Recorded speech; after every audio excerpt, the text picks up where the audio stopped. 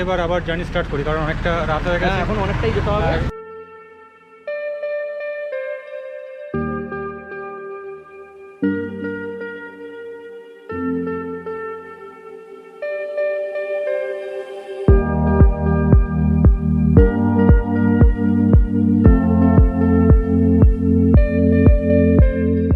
এসছি একটা দেশি পদ্ধতিতে, এখানে চাষ হচ্ছে একেবারেই।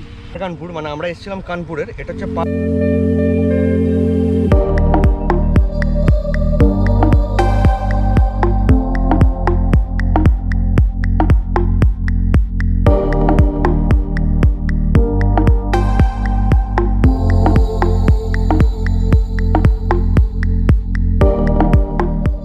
কতগুলো বাকি আছে, মোটামুটি 100 মতো বাকি আছে।